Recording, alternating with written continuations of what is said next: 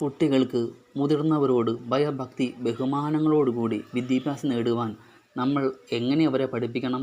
സുഹൃത്തുക്കളെ, ഇന്ന് നമ്മൾ സംസാരിക്കാൻ പോകുന്നത് ഓരോ മാതാപിതാക്കളുടെയും ഹൃദയവുമായി ബന്ധമുള്ളൊരു വിഷയമാണ്. കുട്ടികളെ എങ്ങനെ വളർത്തിയാൽ അവർ മുതിർന്നവരെ ബഹുമാനിക്കുന്നതോടൊപ്പം നല്ല വിദ്യാഭ്യാസവും നേടാം? ഇത് ഒരു കഠിനമായ ശാസ്ത്രം കൊണ്ടല്ല സാധ്യമാകുന്നത്. ശാസ്ത്രീയമായി തെളിയിച്ച ചില അടിസ്ഥാന സിദ്ധാന്തങ്ങൾ മനസ്സിലാക്കിയാൽ മാത്രമേ കുട്ടികളെ ശരിയായ ദിശയിൽ നയിക്കുവാൻ കഴിയുകയുള്ളൂ. മാതൃകയായി നിൽക്കുക. പ്രശസ്ത മനഃശാസ്ത്രജ്ഞനായ ആൽബർട്ട് ബെൻഡൂറ അവതരിപ്പിച്ച സോഷ്യൽ ലേണിംഗ് തിയറി പ്രകാരം കുട്ടികൾ ഉപദേശം കേട്ട് മാത്രം പഠിക്കുന്നില്ല, അവർ കാണുന്നത് അനുകരിച്ചാണ് പഠിക്കുന്നത്. നമ്മൾ വീട്ടിൽ മുതിർന്നവരോട് സംസാരിക്കുന്ന രീതിയാണ് കുട്ടികളുടെ ഭാവിയിലെ പെരുമാറ്റത്തിൻ്റെ മാതൃക. അച്ഛൻ അമ്മയോട് ബഹുമാനത്തോടെ സംസാരിക്കുകയാണ് എങ്കിൽ കുട്ടിയും അത് തന്നെ പഠിക്കും. അവനെ ബഹുമാനിക്കണം എന്ന് പറഞ്ഞാൽ മാത്രം മതി വരില്ല, നമ്മൾ ചെന്ന് അത് പ്രാവർത്തികമാക്കണം.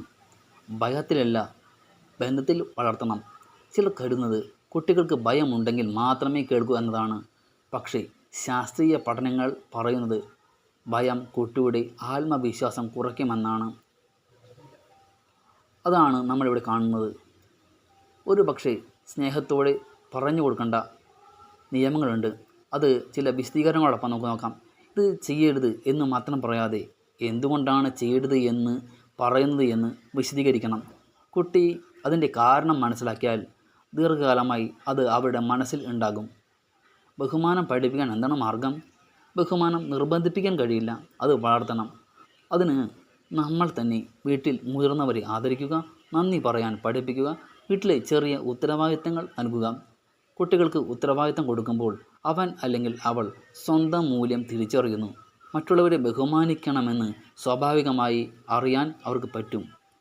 പഠനത്തിൽ മികവ് എങ്ങനെ നേടാം? അതാണ് നമ്മൾ പറയുന്ന ഏറ്റവും വലിയ ടെക്നിക്ക്. നിനക്ക് ബുദ്ധിയുണ്ട് എന്ന് പറയുന്നതിന് പകരം നീ ഒന്ന് ശ്രമിച്ചു നോക്കൂ, നീ ശ്രമിച്ചു, അതുകൊണ്ടാണ് നീ വിജയിച്ചത് എന്ന് പറയുക. ഇത് കുട്ടിയെ വീണ്ടും പരിശ്രമങ്ങളിലേക്ക് നയിക്കും. പരാജയത്തെ ഭയക്കാതെ വീണ്ടും ശ്രമിക്കാൻ പ്രേരിപ്പിക്കും. പഠനം മാർക്ക് നേടാനുള്ള മത്സരം മാത്രമല്ല, പഠനം ഒരു ചിന്താശൈലി രൂപപ്പെടുത്തലാണ് എന്ന് കുട്ടിക്ക് മനസ്സിലാക്കി കൊടുക്കണം. ആത്മീയതകളും മൂല്യങ്ങളും. ദിവസം 5 മിനിറ്റ് കുടുംബമായിരുന്ന് സംസാരിക്കുക. ചെറിയ പ്രാർത്ഥന, ഒരു നല്ല കഥ, ഒരു ജീവിത മൂല്യം, ഇതെല്ലാം കുട്ടിയുടെ മനസ്സിൽ ആഴത്തിൽ പതിയും. കുട്ടിയുടെ മാനസിക സുരക്ഷിതത്വം ഉറപ്പാക്കിയാൽ മാത്രമേ പഠനത്തിൽ ശ്രദ്ധ കേന്ദ്രീകരിക്കാൻ കഴിയൂ. വീട്ടിൽ സമാധാനമുണ്ടെങ്കിൽ കുട്ടിയുടെ മനസ്സും സമാധാനത്തിലായിരിക്കും. ഡിജിറ്റൽ നിയന്ത്രണം. ഇന്ന് കുട്ടികളുടെ വലിയ വെല്ലുവിളി മൊബൈൽ, ഗെയിം, സോഷ്യൽ മീഡിയ എന്നിവയാണ്. നിരോധനം മാത്രം പരിഹാരമല്ല, സമയം നിശ്ചയിക്കുക. എപ്പോൾ കാണണം, എത്ര നേരം വരെ നമ്മൾ മൊബൈൽ ഉപയോഗിക്കണം എന്നെല്ലാം നമ്മൾ ചെയ്യേണ്ടത് അത്യാവശ്യമാണ്. മാതാപിതാക്കൾ തന്നെ മാതൃക കാണിക്കുക. പുസ്തകം വായിക്കുന്ന മാതാപിതാക്കളെ കണ്ടാൽ കുട്ടിക്കും വായിക്കാനുള്ള ശീലം ഓട്ടോമാറ്റിക് വരും.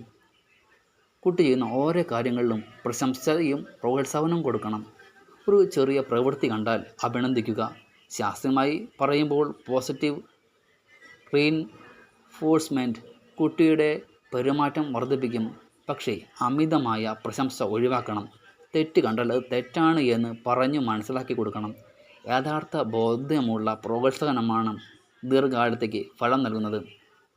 കുട്ടികളെ നല്ലവരാക്കാൻ നമ്മൾ അവരെ ഭരിക്കേണ്ടതില്ല, നയിക്കണം. അതും സ്നേഹം കൊണ്ട്, ഭയം കൊണ്ടല്ല.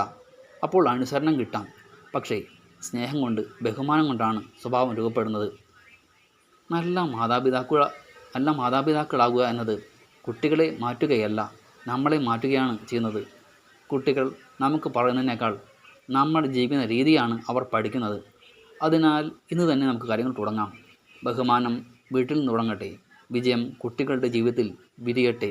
നിങ്ങൾക്ക് എൻ്റെ വീഡിയോ ഇഷ്ടമായാൽ വീഡിയോ സബ്സ്ക്രൈബ് ചെയ്യുക, വീഡിയോ ലൈക്ക് ചെയ്യുക, ഷെയർ ചെയ്യുക.